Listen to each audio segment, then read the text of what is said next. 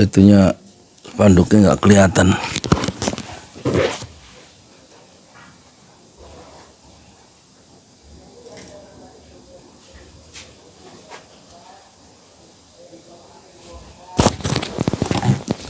Assalamualaikum warahmatullahi wabarakatuh.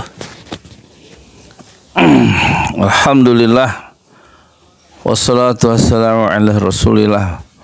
Pertanyaannya, apakah Jokowi berakhir dengan husnul khotimah atau Jokowi berakhir dengan su'ul khotimah, akhir hidup yang baik atau ditutup kehidupannya dengan cara yang buruk?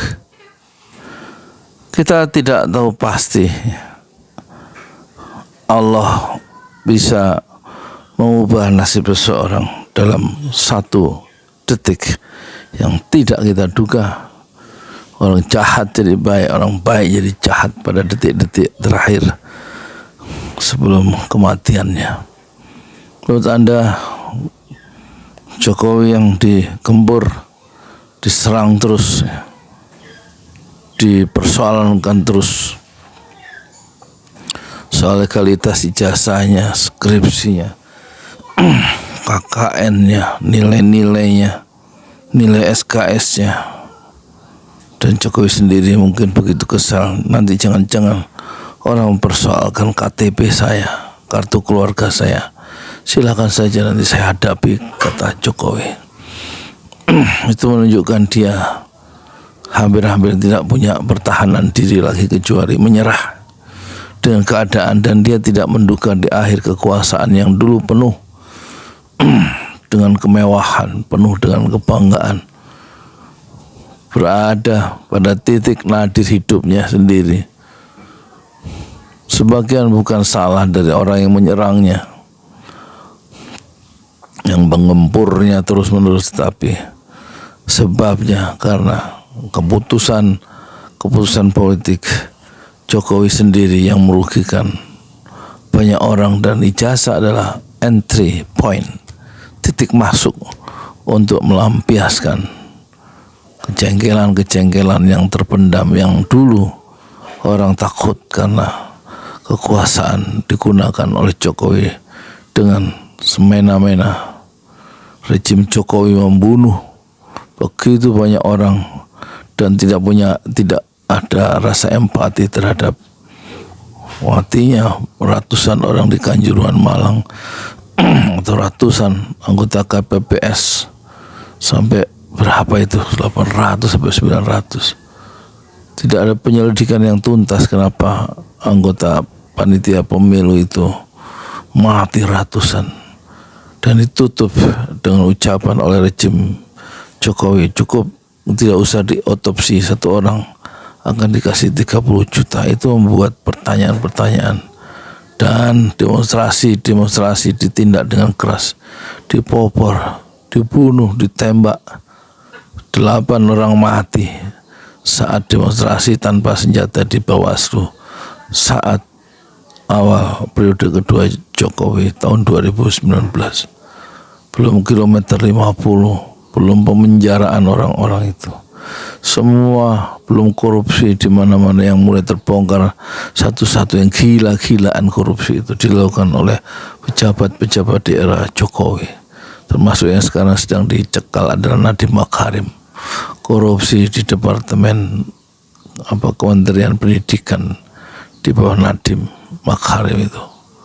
Nadiem Makarim sebagai Menteri Pendidikan dicekal. Belum kekisruhan dana haji. Mungkin sebentar lagi banyak pejabat-pejabat di era Jokowi yang dijebloskan ke penjara karena perbuatan mereka yang berhubungan dengan uang dan penyelewengan kekuasaan. Dan kita tentu saja bertanya, apakah layak seorang presiden dicaci, dicerca di ujung kekuasaannya, setelah kekuasaannya berakhir 10 atau 20 Oktober 2024, sekarang sudah bulan Juli sudah 8 bulan, tetapi derita penghinaan terhadap Jokowi sebagai bekas pejabat politik itu belum reda sama sekali, justru masih panjang jalan untuk mempersoalkan segala sisi kebijakan Jokowi dan hal-hal yang membuat orang itu melampiaskan dendam politiknya kepada rejim Jokowi.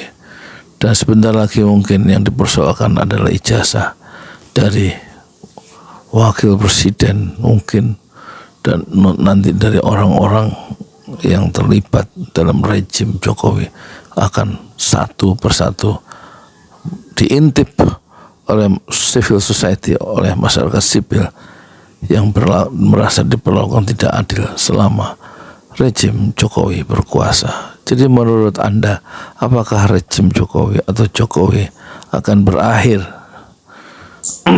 dengan husnul khotimah atau su'ul khotimah?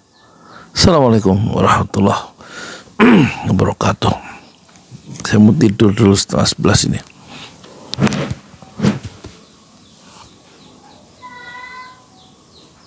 Di jalan Allah. Ini Masjid Enam Syuhada lagi dikunjungi sama Ketua Hilmi. Modal awalnya berapa Pak Yudi Pramuko? 750.000. 750.000 rupiah aja. Jadi ini 500 jutaan nih barang. Sekarang udah habis 310. Masya Allah, tuh udah pakai keramik, laponnya tinggal. Granit tuh kayak marmer. Tuh, Masya Allah nih, sampai juga kita ke sini. Masjid Enam Syuhada, ngapa namanya Masjid Enam Syuhada, Ya, Pak Yudi? kita mau mendokumentasikan perjuangan dakwah nama anak muda pengawal Habib Rizik Syihab itu. Masya Allah. Yang dibunuh sama orang jahat di kilometer 50. Kilometer 50 ya. Itu kan simbol memperjuangkan dakwah itu kita harus memberikan segalanya untuk Islam kan ya. Untuk Masya dakwah Islam. Allah. Dan nama anak muda itulah yang sudah memberikan segalanya untuk Islam. Masya Allah. Kita Nanti nama pemuda itu ada juga di sini mungkin diterahkan. Mungkin namanya 6 syuhada. 6 syuhada itu, ya. 6 syuhada dipasang di sini, 6 syuhada. Bipali, apa yang dikomentarin dari ini semua, Bipali? Masya Allah, luar biasa. Dari uang 700.000, kalau pengen ternyata bisa. Bisa. Allah kirim. Tuh, bisa. Ya, Masya. dengan masuk satu gang kecil, tapi Bapak ini luar biasa. Kecil tuh. Masya Allah ya. Satu call aja.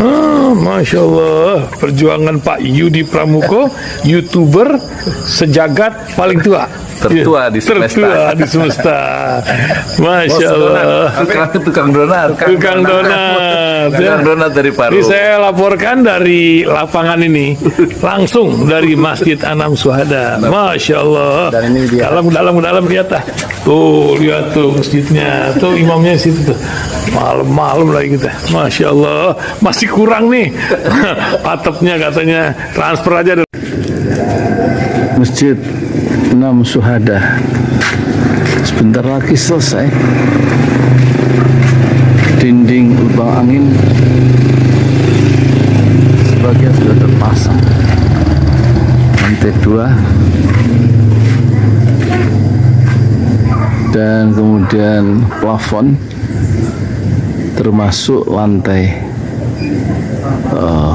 bukan keramik, granit 150 dus bersama tiang-tiang yang ada 16 setinggi 4,5 meter.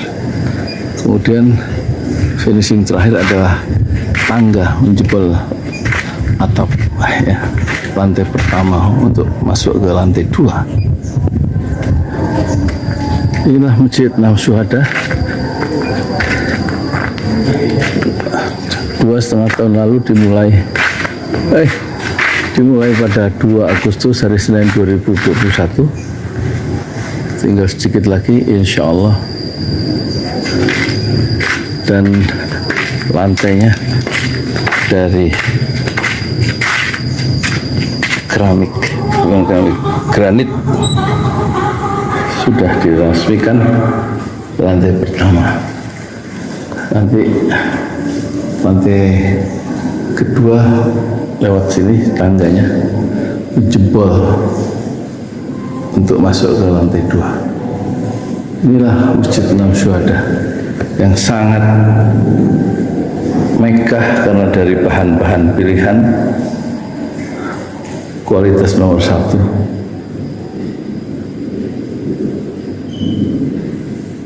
Tinggal sekitar 80 juta lagi, finishing lantai atas selesai, insya Allah.